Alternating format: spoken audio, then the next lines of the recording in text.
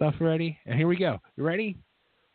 The long-awaited return to the airwaves of Totally Gem Radio. It's kind of scary. It's been almost 2 years, but here she is, and she truly is the one and only Miss Echo Endless. What's going on, you? Hello. It has been 2 years since I've been on this show. That's incredible. June will be 2 years. Holy cats. 2 years. My goodness. Where you I can't been believe hiding? It's been that long. I've been hiding at the CZW dojo. That's where I've been hiding. You're hiding at the CZW dojo. You're hiding in the gym. You're like nonstop. Yes. Well, actually, I was out for a while. I crushed up my ankle pretty good when I was training back at Takara. So I was actually in hiding for a good 7 to 9 months. Yeah, now the whole so this whole ankle thing, I didn't realize how serious it was. I had heard. Oh yeah, it was bad. Yeah, and then actually, Bill from Ontario Street Comics, he told me, he's like, "Oh no, dude, she was on this thing with wheels, to get around. It was bad." Yeah, it was really bad. I crushed it up. I broke it in 6 places. I threw a chunk of bone off there that they couldn't screw back on. So things are just a little different now. No, I had a peg leg. I was pirated, much like William, the captain. I got that little pirate kinship with him there, which was cool. But it was very interesting. It was I was off it, no weight on it at all for a good 6 months before I could even put it down in the cast.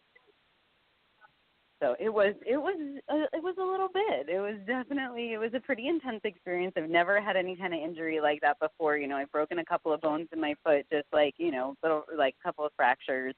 I fractured my thumbs and things like that, but I've never ever had anything where I needed to get surgery and screws put in me and stuff like that. So, but as they say, that's kind of one of the rites of passage, and I've learned a lot about myself. I'm stronger now in a lot of ways than I've ever been before in my life. So that was really, that was something too. Coming back from that, you kind of get even more determined. When those things happen to you, if you want to come back and be stronger, you're going to give up. It's definitely life letting you know, this is your test. It's crazy. And this is one of them things where I've always felt here's the goofiness in me. A lot of stuff in you, I see in me, and that was one of the things where, when I was in wrestling school, I broke my ankle, and you're saying, it was the true test. Mm-hmm. It was do I really want to do this? What am I doing?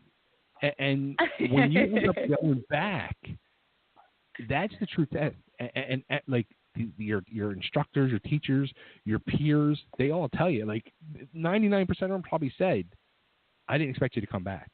And when you go back, it was really interesting the way that I came back too, because I kind of didn't expect to, just in the way, because I was studying at Takara, and the way that they teach, they have a tiered system where you can't move on to the next level until you pass the level that you're on. And with the injury and what the doctors were telling me, there was no way I was going to be able to move on to the next level. So a little part of me died, and I was like, oh my God, that's it. I'm done. I'm done for. And then I wanted to focus on just, kind of doing different things, rather than being an in-ring talent, and say, how can I put all my other talents that I have into wrestling, and what can I do, on the, the backstage side, on the supportive side, what else can I do? And I had gotten cast, in a movie, and, it's Stacey Durkins in the Dinosaur Apocalypse, and I was cast in that movie as a wrestler, as an actress playing a wrestler. So I didn't have to do an actual lot of wrestling, since I couldn't really move around too much on the ankle at that time. And they were filming here at CZW, and I met Nick Burke. He's also in the film, and he just started talking to me and let me know, hey, go talk to DJ Hyde. Like, go, if you want to do this and this is something that you love, like, go talk to him. And I'm like, no, like, I'm not going to be able to do it. Like, they said I'm not really going to be able to do a lot of things anymore and all that. He's like, just go talk to him. And, I went in, I talked to DJ. DJ said, show up tomorrow. I showed up the next day, and I just kept coming back, and they really worked around me and what I was able to do. And I definitely attribute a lot of the speed of my healing and the things that I'm able to do and my confidence just in that. Like, the doctors told me, you're never gonna be able to wrestle. You're never gonna get in the ring. Like, those are things you're not gonna do. You're missing a chunk of your bone. Like, it's just not gonna happen. And, I was really, like, a lot of my rehabilitation was just doing the simplest things in the ring. It was like being able to get through doing rolls and, like, really all those, like, little easy things were what made me be like, no, like, I love this. Like, I want to do this. And, like, it's worth it, like, to, like, go to the gym and push through the pain and get through all that stuff, because I was here and I was able to get that inspiration. And I was really thankful that they really went through what they did and the patience that everyone has had with me during my recovery to be able to, because I wasn't supposed to be doing anything at all until December. And I came back in July. And just started doing, all the simple things that I was able to do. And it's been, like, looking back on it, that it's, it's been that long, but so much has happened in between. It's really, really inspiring. And it just, it makes me excited to wake up every day. Well, I mean, nothing for nothing. You're inspiring. I mean, to do what you did and come back the way you did, like, did you, when I broke my ankle, the one thing I really, and yours was way, way freaking worse than mine. I mean, I was just a cast for whatever it was, 6 to 8 weeks. But I truly realized at that time how important your leg is, and having both legs. Oh, yeah. and the one thing I kept saying to myself afterwards is, once I get this cast off, I can't dance, but I'm going to go freaking dance somewhere. And I don't give a shit. Like, I just wanted to appreciate both of my legs. I think when I got when I got the hard cast off and they put me into the air cast, and I finally got to take that shower without, like, I finally got that shower. That was like that, and I still, like, I couldn't stand up in the shower, but I could at least, like, get water on it for the first time in so long. That was like one of those things. And those little things, like, it makes you, I don't know, one of my favorite, I'm a big Bowie head, but, like, one of my favorite things that he always said is that, people avoid the bad things that happen to them in their lives. They avoid it like the plague, like, and you just suffer for it. But, like, there's so much good that can come out of a bad thing that happens to you. And that, like, there's little things that you don't appreciate. Like you said, having that when you're on crutches, you can't use your, carrying your own cup of coffee. Like, that's a thing. And you don't realize that that's a thing until you can't do it. You're like, my arms work, but I can't take this cup of coffee over to the couch for myself. And that's, like, a crazy, humbling thing. So it sounds like you had in the back of your mind, like you didn't contemplate quitting at all. Because it sounds like you had in the back of your mind, even if you couldn't physically do it again, like your doctors are saying, like, you had backup plans in place, like you were still going to be involved in wrestling somehow, some way. Yeah, and, like, I really waited a long, long time to be involved in wrestling. And I think one of the reasons was because people are like, hey, when you do this, this becomes your life. This really is, it's a dedication. And I had jobs I had to work, and I've always supported myself. So, a lot of times making sure I had that 9 to 5 going on for me was important. And then, makeup and music and cosplay and all of the other things that came along, I was able to balance those with that. But, like, wrestling's always been at the back of my mind. And, since I did stunt work when I was younger, and people are like, you need to go into wrestling. And I always wanted to, but it wasn't something that I could make a reality with my life. So once I finally did it and then got kind of cut down, I was like, no, like, I already had the bug. And, I think, as someone who is, coming recently, made yourself back into the business, is that it's one of those things that once it gets inside of you, that's it. Like, it's part of you for life. So, yeah, I had those backup plans. I wanted to I was like, I have so much that I can contribute to this, and I've always kind of felt that, now looking at it, kind of waiting so long to get into it, I'm like, I have all of these other things that I can lend to the business. Like I can come in here and, I can do makeup for girls for shows. Like I can, I do video editing, so I can do those things. Like there's plenty of things, there's plenty of things that I can do to still be part of this so that I can be around something that I'm passionate about. Yeah, I was going to say, like, watching, like, was like going back today. I was watching like the videos from the dojo of your reffing stuff and your reffing promos and stuff, and that's what I was thinking. Like, how much did all your work and cosplay experience come into play a part into this? Because I mean, your promos, you can see you're a natural with this stuff. And that's one of the things that's been really cool too, is that, being a ref is something that I never really thought about. As they say, a good ref is somebody that you're never going to notice in the ring. It's like they're not there. And for many years, it's like something I really didn't pay a lot of attention to. So when they kind of threw me out there, I was actually really terrified, and I've never been a person to be terrified to do anything in a performance way. But it's really like a whole other thing. You're responsible for everybody's safety that's in the ring. You have to make sure that the rules are abided by and that everything that you're doing is the way that it should be done. So that to me was more terrifying than like the actual, the promos and getting to work with the characters and stuff like that, and being able to be a little bit more of a personality is something that is natural and easy and something that comes really easy. But actually, doing the work, I really underestimated, the work of a referee. And I think that I've made a lot of friends of referees, in the indies that are like around the world through Facebook and various other social media outlets. But that's been really cool and a really different kind of connection that I didn't expect. And I've learned so much too. And again, just having that chance to, even though, physically I might not have that ability and I might not be there, being that, I get to be in the ring all the time. I'm in the ring every week, and that's such an incredible feeling. And I'm just, really, really grateful for that kind of opportunity.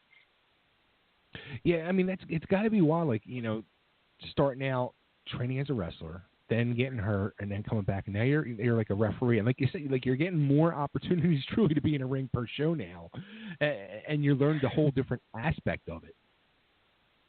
Yeah, and it is a whole different viewpoint. And like I said, I learned a lot more than I expected to, and have made amazing connections, and have been in the ring for some really special moments. And that's been, a really cool thing. And being that person, sometimes that is that person that's there when somebody is, legitimately hurt. And just being able to be the person, to be reactive and to be there for that person and do the right thing.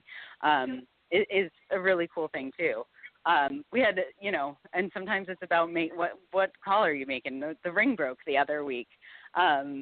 We had a really big hoss fight happen, and then the one after that was a multi-man match, and the bottom rope just snapped and gave out. And you've got to be able to make that call right there. Are we going to end the match, or are we going to keep going? And that's on you. Right. When you kind of got to gauge, look around at all the performers, see, like, get that kind of that body language communication and understand, like, is everybody good to keep going? Is this safe? What are we going to do? And then, we went with it, and it really, like, the crowd actually got really into it. It was great. That's awesome.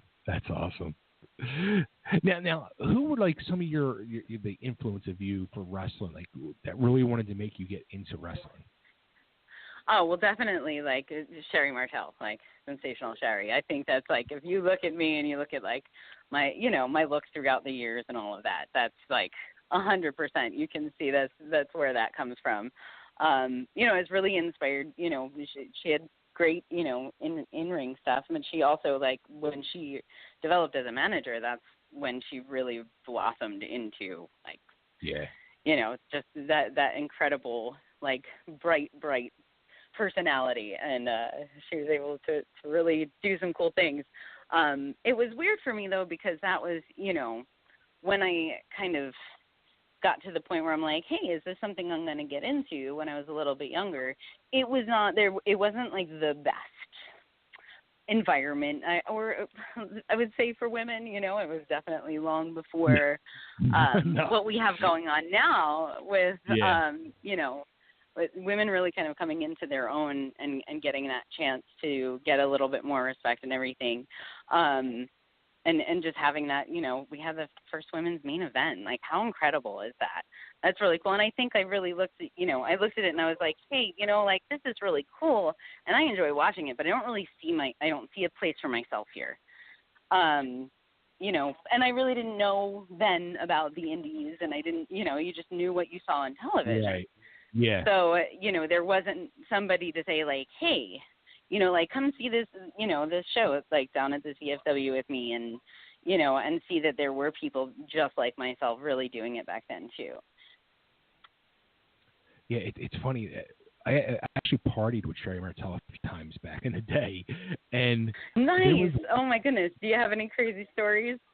There was one time, I'm almost positive that it was back at the Philly Marriott, and I got to double check with my buddy Frank, but I think she was kind of drunk, and we were kind of trying to say, like, she hooked up with Frank, and it was like freaking her out. Something like that. There was a major ball busting going on somewhere, but I remember it had something to do with Frank and possibly them two hooking up, and it was just yeah.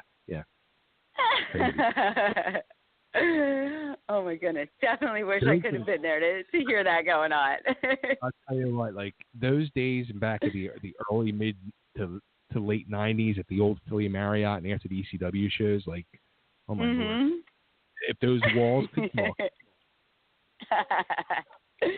Well, I know, and speaking of talking, I know that you're starting to do some talking. For law, is that correct? Yeah. I guess I can't be shut up.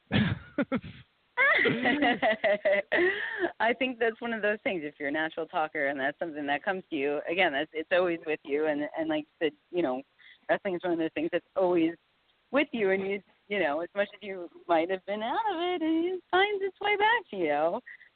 You know what? It's weird. Like I honest to God, I didn't watch like maybe a match here and there. Like the only thing I really sought out to watch in probably the last 16, 17 years was the Jericho Omega match from last year. Nice, yeah. I loved the whole hype around it, and it sucked me in, and I wanted to like really watch, and I did. But otherwise, in like 16, 17 years, like I really didn't watch no wrestling, because if I start watching it, like I get nutso, and I got to get back involved, and like I was just like, it's better off like, watch it, and I just stay away. It's like a terrible, terrible addiction that you just can't do anything about. No. It is. And then Frank like asked me to come back and do this commentary thing, and I kept saying no, and here we are. But it's that, that's one of those things that to me I think is wonderful, and especially for the area, there seems to be more. I know that Philadelphia can be a little bit difficult with venues too, and just because they're zoning, and I don't know all the other details about that, but it's cool to see some things coming out, and getting out into the suburbs around there, because before, just I would say recently, there really hasn't been too much of anything in that area, kind of like right outside of Philly or south of Philly. So it's cool. It's cool to see that. I live around there, so although I came over here and I'm sorry. Are you in Delco? Yes, I am. How for now. Yeah. Because I always see like your little check-ins at the gyms in Delco. I'm like, what the hell are you doing in Delco? Yeah, no, I mean, it was great because it's so close to Philly, and you can have a yard and a parking space and all of those things that I was missing in Philadelphia. You can have that little bit more peace and quiet there. Well, it's supposed to be. It's not so much anymore, but It was when we first moved there. It's Nico. But yeah, it's a kind of a, I'm always on like the outskirts. I was on the Jersey side for a little while. I was in Philadelphia for a while. But yeah, you just never know where life's going to take you. Oh, this is true. That is so true. Which, speaking of taking you, I know you're going to be getting taken over to Ontario Street Comics on a free comic book day. So how about this world of cosplay? You've been kind of quiet there. I know, and it's one of those things. I think that for me, all of those things, one thing kind of creatively will kind of like take my fancy for a couple of years, and I'll let another thing slide, and then other things come up, and sometimes it's just about having the person in your life or the event in your life that inspires you, but so I actually haven't picked a cosplay for Ontario Street yet, but you might see the Shulkster there, because that's been getting a lot. People have been really loving that character. It's it's a mashup character, and it's bringing together a couple of different things that I love. And I actually had the opportunity to do the character for our Dojo War show here at the CCW Dojo for Halloween. And I actually got to host the show as the Shulkster, and that was like hands down, like one of the most fun experiences I've ever had. That's awesome. Now, are you? Yeah. And I've been, like I'm going into a couple of, like a couple of cons and stuff like that. But, you still got to have that 9 to 5. You still got to make that money. So it's not always predictable about when I'm going to have the free time to get out there and, and do those things that I love so much. And you've got to make a little bit of time for everything. Yeah, I mean, we can tell the whole wrestling is number one priority besides a 9 to 5. Yeah, and as I said, like I was saying earlier, is that it's once you're there, like that's it's really, there's a lot that has to be done with it, and it's pretty consuming, and staying in shape and all of that is part of that. But I love Ontario Street Comics. They've been a huge supporter of me, as you have throughout all these years. And you guys, even though you guys all have connections to the wrestling world, even when I was not part of that world, you guys were so supportive of me in the cosplay and in the music and everything. It's just funny how small the world is and how you make those little connections along the way. And when you meet those people that are good people and the people that are going to be in your life. I'll tell you what, that's how I met Bill and the whole Ontario Street Comics family. When I was promoting shows back, it was like the early 2000s. He became a ticket outlet for us, and that's how I met him. And when people used to actually go buy tickets for things in person. Right. And I'll tell. I've told this story a few times, but to just say how good of a person Bill Fink and his whole family is. Like, at the end of my promoting days, it got very bad, and from promoting, like I was doing so many shows, it's got out of control, and I lost so much freaking money. And it was around Christmas time, and I fucked up bad, and there was no money for like presents for my kids, and Bill gave me like boxes and boxes of like extra stuff and all, so I had something to give my kids. And that's incredible. I will never, ever forget what he did for my kids and how he's been. I mean, he's like an uncle to my kids. I mean, I'll never forget what he did for my family then. And he's been an important part of my life ever since. Yeah, no, he's been incredible. I've seen him do like really wonderful and generous things for all kinds of people. And it's just, like I say, those are a rare breed of people. And I think he really has a really caring attitude towards the community too, which I think a lot of people have given up on that community up in Port Richmond and North Philly up there. I think people just kind of write it off as it's, it is what it is, and there's nothing that can be done. But he's always doing things to bring people together and to bring families out and kids out and inspire people. And I think that's one of the things about comics specifically that's, really important is, and where comics, come from. I think people that are a little younger, there's all the movies and everything else, and they've kind of grown up on this. That's how it always was.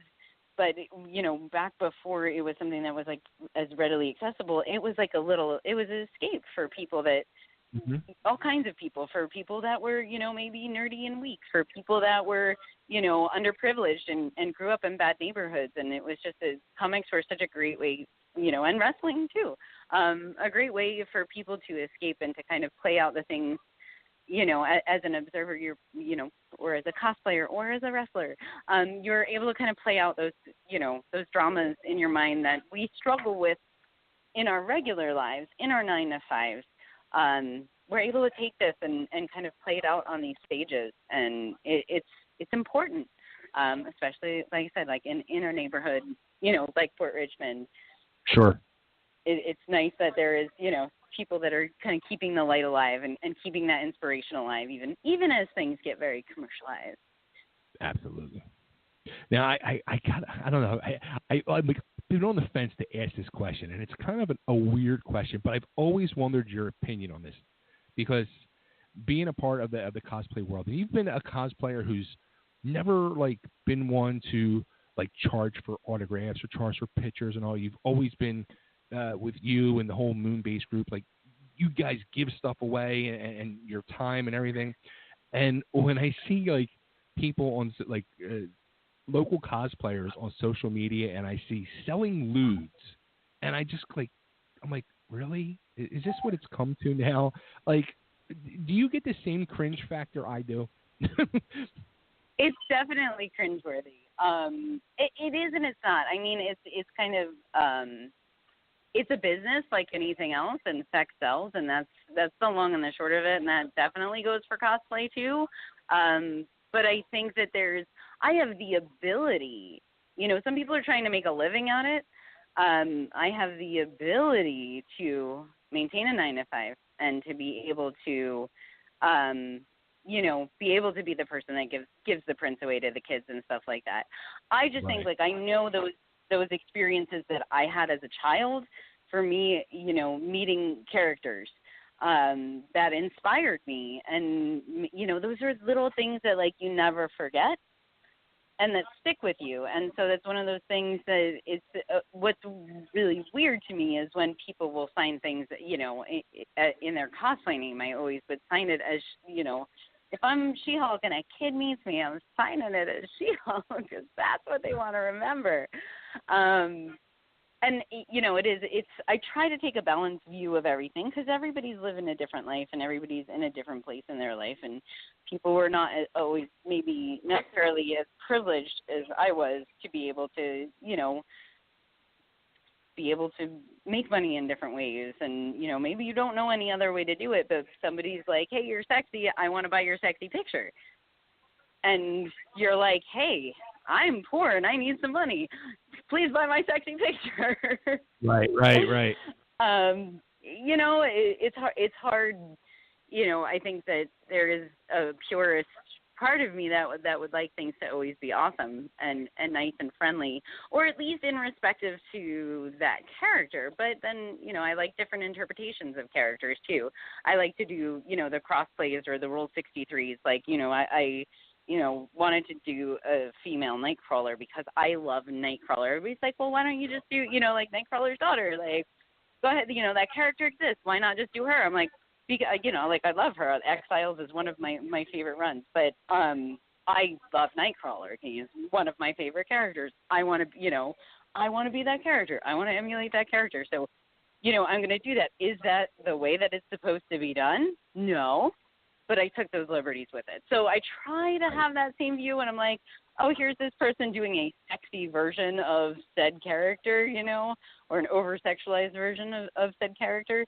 I try to be like, oh, well, maybe that's, this person, maybe they don't get the chance to feel real sexy in their lives, and this is, they need to play this out for themselves, too. But, maybe I'm giving them too much credit. Maybe I'm overthinking it. I don't know.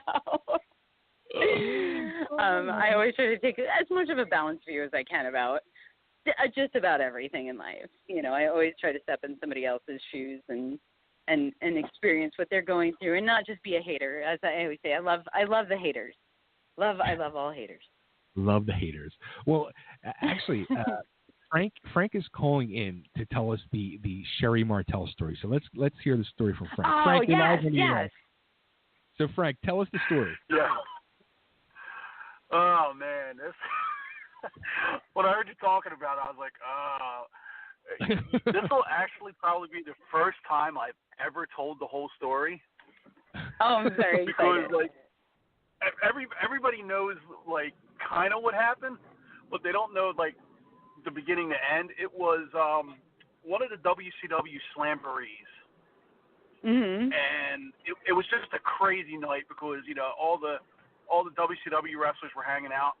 Well, I started the night out with hanging out with William Regal and what was the little guy from Memphis Bay? What was his butler at the time? Dundee. Bill Dundee. Bill Dundee. Well, me and Dundee hit it off.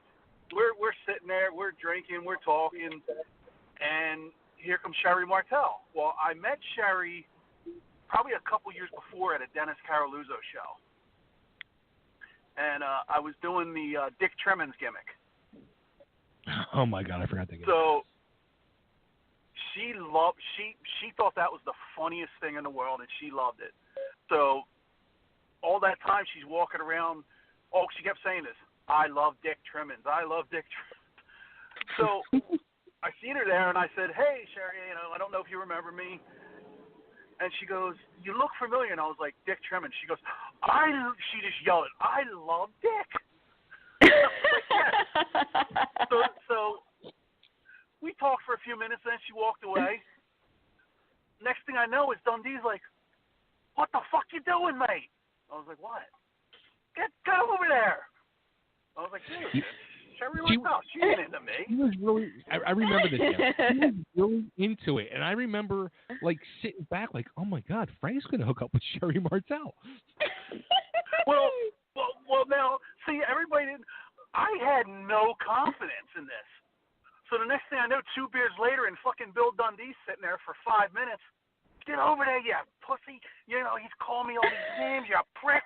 Get over there. And then all of a sudden, Regal looks over. You don't have balls if you don't go over. I'm like, oh, great. Now I'm getting it from him. So I was like, all right, if I go over and get shot down, it's on you guys. Screw you. We ain't going to know. We ain't going to see you tomorrow. We don't care. So I go over, and, I'm making small talk, and that had to be the most suavest I think I've ever been in my life.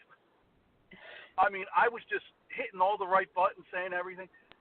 And, we're sitting there for like, I don't know, Bay, what do you think? It was like an hour or more?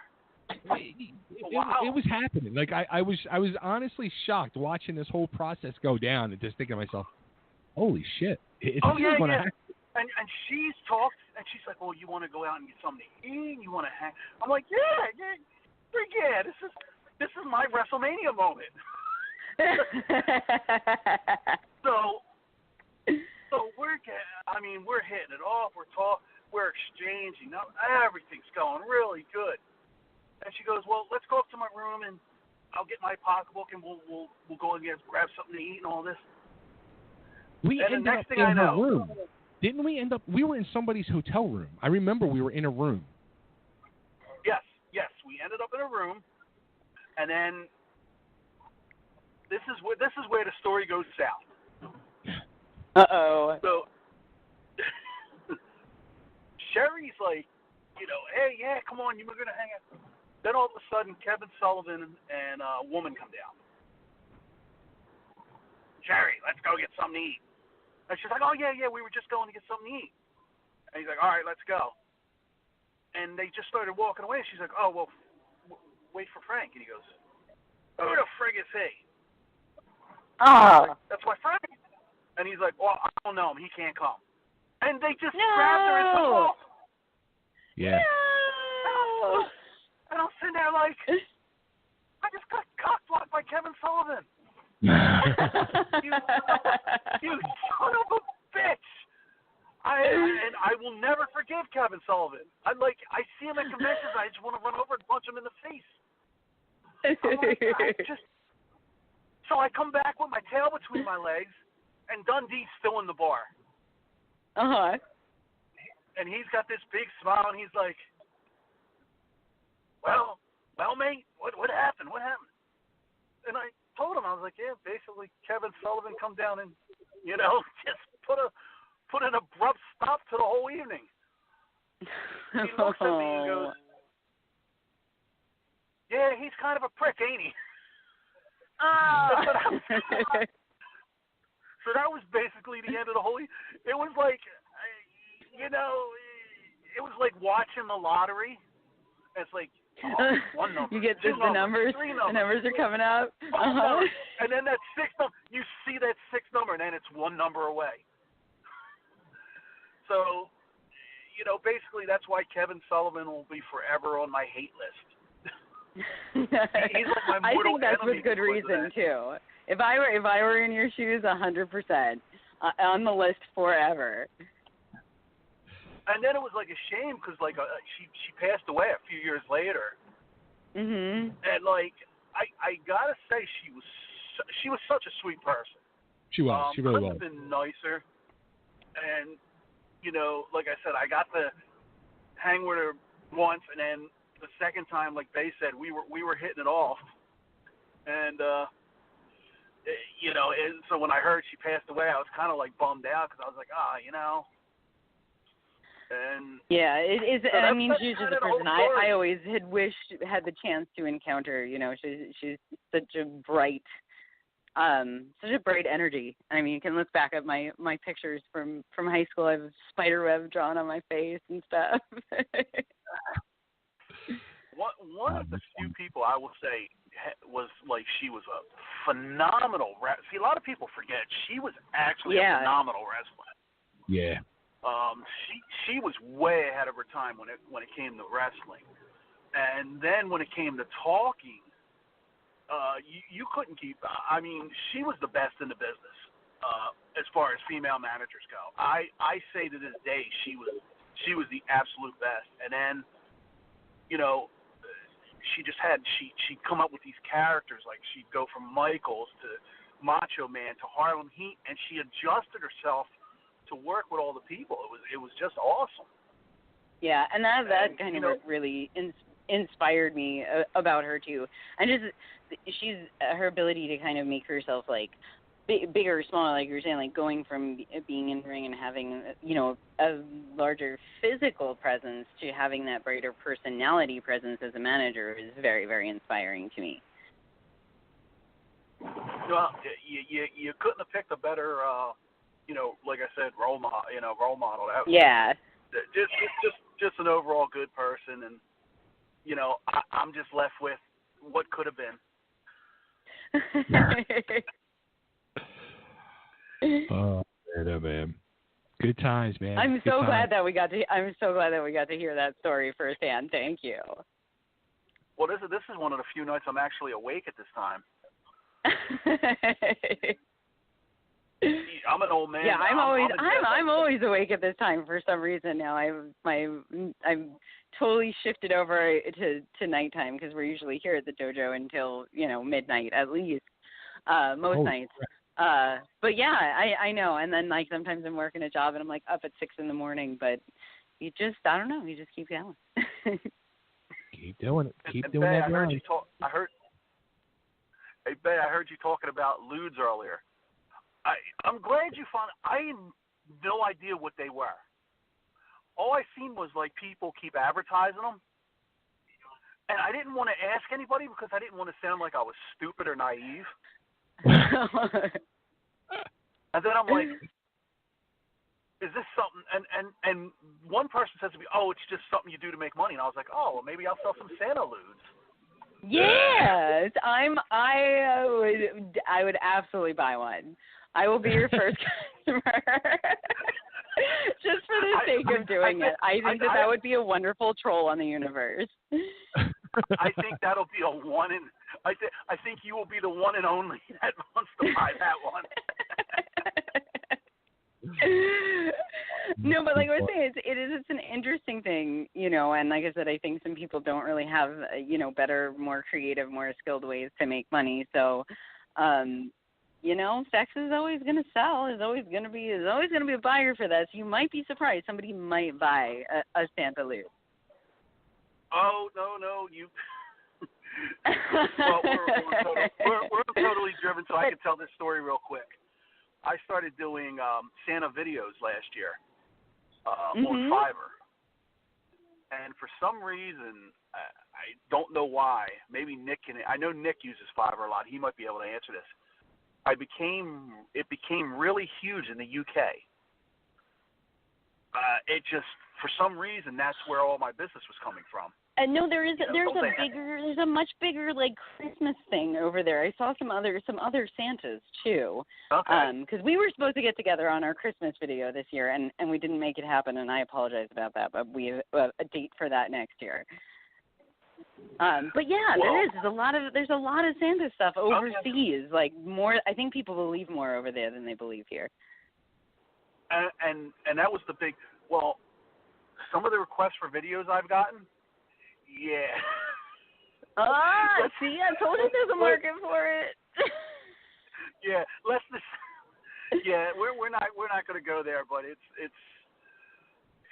I've screenshotted some of the requests. I'll have to send them over so you can see.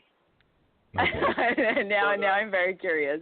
But listen, there is something for everybody, so I'm not surprised. That's funny. This year's Christmas cards is the Santa Ludes. Yeah. But you know what though? You're 100% right. If you get a little creative, you don't have to go there. You can. I came up with an idea just sitting around today, and I bet you know what I was talking about earlier today with the Christmas chow down. Right. I got so inundated with emails and people wanting this to happen that like it's I had to stop taking requests. So that deal looks like it's going to be pretty big. So I'm interested to see how that goes. Hey Frank, guess I'm what? sorry I'm being a little vague. What's that? Yeah, but you can't give all your secrets away. Santa cannot give all his secrets away. What'd you say, Bay? I said Kevin Sullivan's calling in. Oh, yeah, okay. So let's put Echo on the line. Let's put Echo on the spot here. May 4th, we know she's going to be at Ontario Street during the day for Free Comic Book Day. But is she going to be in the Star Wars spirit for Law Wars at night? I'm hoping that I will be. I don't see any reason why I wouldn't be. I don't know if I will come in cosplay. I think it probably depends on how hot it is that day and what costume I'm in. But I'm definitely should be there by bell time. I don't see any reason why I wouldn't be. Nice. Well, listen. You know, you got an open invitation to any law show. Thank you. And I know I was talking, like a little bit more about the area and everything, and how I think it is fantastic, the kind of show that you guys are putting on and everything. It's really nice. You know, there needs to be some more community stuff. I think going on with wrestling. Kind of to get the next generation involved, and I think you guys are really doing. You're going after that and doing that, and you're doing good things with wrestling. You're doing things to reach out to the community. You guys are doing, you're available for charity stuff and all of that, and that's really nice, because I think a lot of people just want to go after money, and they just want to make money, and it's nice sometimes when you can make some money, do some things you enjoy, and inspire people and do great things for the community. Exactly. Well said. Well, you know what? If we don't reach the kids, I mean, there's going to be no next generation. There's going to be no little echoes out there watching. Yes. And get into wrestling, and the little Bays and the little Franks and the little Nicks. Yeah, and that's we all one of the things. We're reaching out with WSU which is not the female kind of offshoot of CCW. It's Women's Superstars United now. So we're taking that, kind of in that different direction, and we're going to start working with the local Girl Scouts and doing some stuff with them for their badges. And that was something that, I just kind of like took the initiative to kind of reach out to them and be like, hey, like, because I was a Girl Scout when I was young. And I think for me, being the weird individual that I am, there was a lot of things that were like missing from my experience.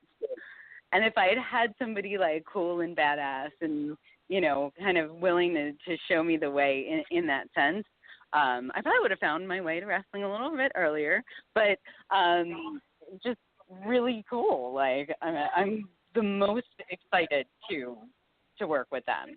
So we're hoping to get with them in October and do some stuff for their badges and everything. That's awesome.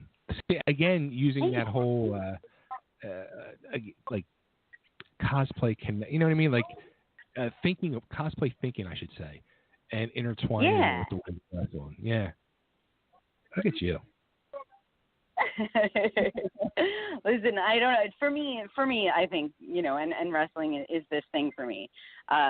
My greatest goal in life, all of the people that I know that are creative, and all of the different creative things that I do and make them into this one epic thing.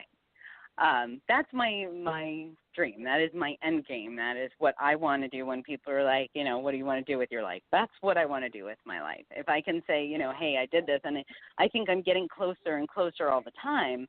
But that's what I feel like in some ways, I'm not to knock anybody that does cosplay, because it is very involved. If you are a person who makes your costumes and stuff, that takes a lot of talent and a lot of time and a lot of effort.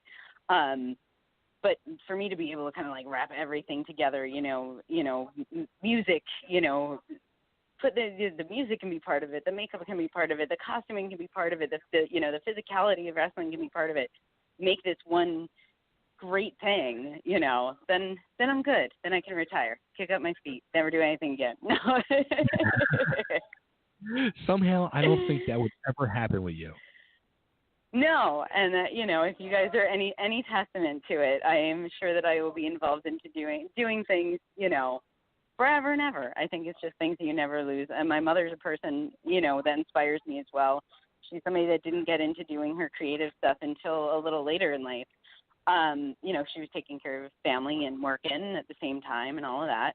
And she started making jewelry when she was in her 50s. Oh, wow. And not like putting beads on a string, like hammer and a torch and, crazy stuff like that. And, she inspired me to do that, and that, she actually had to kind of drag me to do it, because I was like, if you put a hammer and torch in front of me, I'm going to blow up the house or bang off my finger. But, it is one of those things is that I think it's something that you can keep inspiration, and if you're an artistic person, in any way, shape, or form, it's something that continuously you can evolve throughout your life, and it can just become richer and richer as you get older. Yeah, as you said that about your mom, I just remembered that amazing trip you guys took to Italy. I was blown away by all the pictures. Oh, yes. That was definitely like a once-in-a-lifetime thing, and her and I were really, really close. I would not want to experience that trip, like with anybody else. She is just like a fantastic person. She's just as sarcastic and hilarious to be around as I am. So she's a lot of fun, and we talk a lot of things. What does she think of this whole wrestling fascination you have? For her, it was like a little different. I mean, I had the benefit of growing up where my parents were always behind everything I did, no matter what it was. As long as I was a good person, they were like, whatever, you want to draw on your face, that's cool. Like, just, make sure you go to school and you graduate. You want to, and just be a good person, have good people in your life, like do whatever you want. You want to paint yourself green, I'm still going to show up there and be your mom. Like, that's always been really cool. Wrestling for her, like, my parents were hippies. Like, went to Woodstock, like hippie, like straight up hippie, like lived in their car. My dad was a musician who traveled the country. You know, so for them, like, violence is not a thing.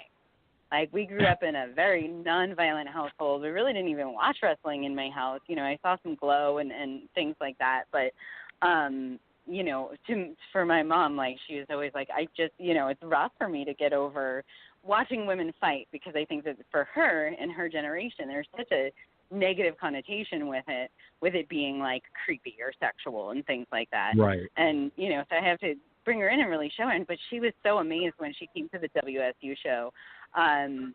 She was so amazed. She's like, I can't tell you how inspiring it was to see the athleticism and to see the strength of these women. She said that was something that I really kind of wasn't expecting to be inspired by or to be enthralled by. You know, like, she loves the, you know, of course, like the characters and things like that. But she's like, you know, I really was kind of trepidatious about, you know, women fighting. To me, it seems kind of crude. But, you know, here we're in this new era, and she's able to kind of see how different it is now. And that was a really cool thing to me, too. That's amazing.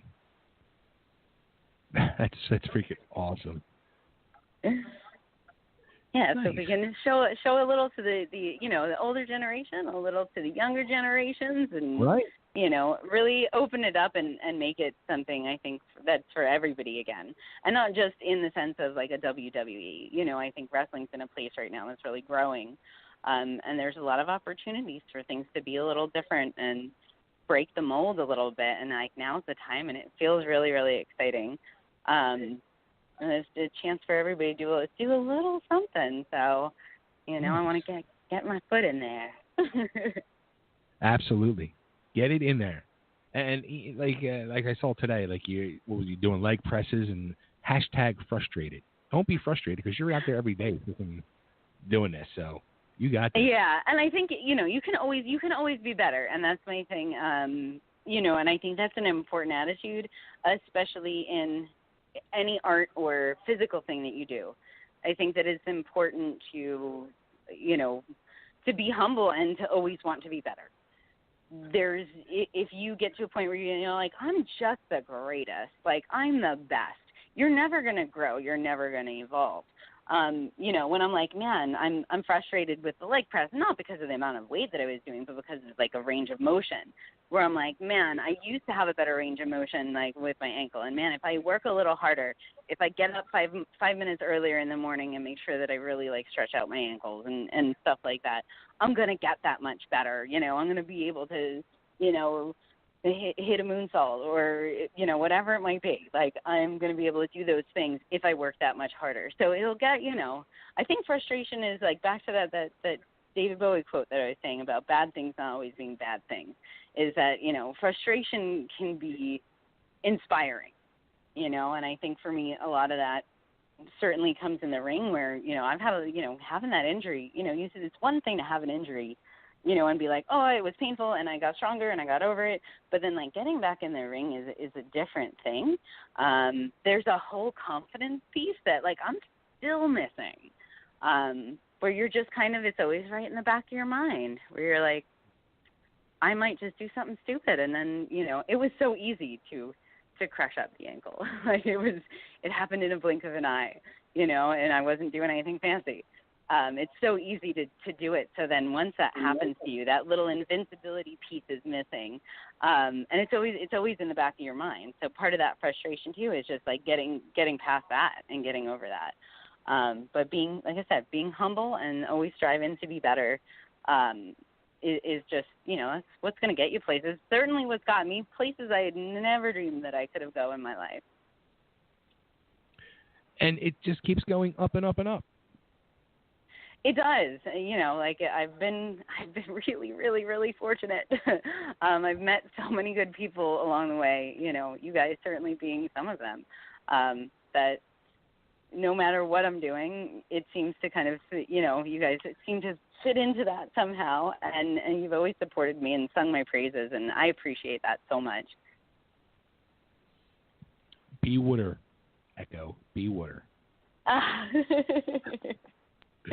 Thank you. No, seriously, like, like I said earlier, like how there's little bits of you remind me of me, and it's funny. I was thinking about this earlier. I was like, she's got like her toe dipped in here with whether it was cosplay or music or makeup or wrestling, like, and it's like me, like I got like toes dipped in all over the place. The big difference between the two of us is like you have talent. You actually have talent.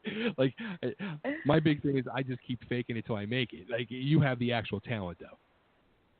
I don't know. I feel like everybody fakes it until they make it. And I don't know that people say that all the time, and I always feel like that's a thing, that we all think that everyone else is more talented than we are. And I think it's just that some people are better at doing some things than others.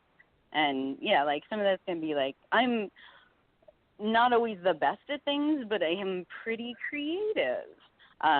But to find a way around things. Like I think that anybody can learn how to do anything. I'm 100% believe that anybody can learn how to do anything if they try hard enough. And I've definitely, some things take me a little bit longer than they take the average person. And wrestling is definitely one of those things that's taken me, it gets frustrating and it takes me a little bit longer. But I think, talent is 5% of it and the other 95% is hard work. Absolutely. And you got that. We've talked about that many times. So, all right. So, what's like your upcoming schedule, like wrestling wise? Yeah, reffing. You can see me every Wednesday at Dojo Wars in Voorhees, New Jersey. It's at a building called the Coliseum. From there, then we also have Super Show coming up tomorrow. So Super Shows, there's a lot more that goes into it. We have more matches, some more exciting matches going on. So that'll be there. I'll also be here for the WSU show. That's going to happen next Friday, and then it's going to be next Saturday too. Busy. Look at you. So then, and then I'll be in May. I'll be, you'll see me at Ontario. Hopefully, I'll be hopping over to the Law Show afterwards. Say, look at that! I'll have a double dose of Echo in one day. It'll be good stuff. Very good. Now, where should we send everybody to find you so they can see what you're up to, keep tabs, and everything else? Instagram is usually Instagram is the best place to find me. I always post everything on Instagram. So if you are curious about my schedule or what new promos have come out, all of that stuff is always first and foremost on my Instagram. If you need to reach out to me for anything, just look up Echo Endless. That is the best place to find me. I'm all over different social medias, but I'm not regularly posting on everything. Instagram is truly the social media home for everybody anymore. Yeah, I don't know. I'm a part of me just hates social media so much, but it's so necessary. It is. It so is. I'm not let me take a selfie of myself every day. Like I'm into the habit. I'm out of the habit of it. I haven't been doing it in a while, but I'll get better at that again. But it's not an easy thing to upkeep for me. It's unnatural. That's something I'm not naturally talented at. I don't know about that one. It might look that way from the outside, but that's one of those ones for me that's like hard work. Like I got to make sure I put the time aside, and I'm like, oh my God, I haven't, especially if I'm working a lot. Like I'll be like, oh hey, I haven't posted anything at all on social media in many, many days. But I try to keep up on it, and I'll get on like a good roll for a little while. Nice. Well, this has been a pleasure. We're definitely not waiting 2 years to make this happen again. No, definitely not. And our paths will continue to cross. I'm sure, even if there was no social media or radio shows, I'm sure that our paths would continue to cross. Absolutely. And they'll finally really cross May 4th. What'd you say? I'm sorry. They'll finally really cross on May 4th. Yes. So I definitely look forward to seeing you then. Absolutely. You too. Thanks. As always, thank you so much for all you do. Thank you so much because you're truly an inspiration. And thank you for being totally driven. Oh, thank you so much. And stay strange, all right? Yeah, you too. I'll talk to you soon. All right, or better bye-bye. yet, since you're Delco now, stay Delco. Listen, I'm not from Delco, so I can't claim that same Delco pride that everybody else has, but Delco is a pretty strange place, so I will take it. Absolutely. All right, Echo. I'll talk to you soon. All right. Bye. Take care. Bye-bye. Oh, there she goes, the one and only Echo Endless. That's too funny. I didn't realize she was actually in Delco now. No, that's crazy. Dude, Delco is like a religion. It's becoming a religion. It's a cult. It's truly a strange land.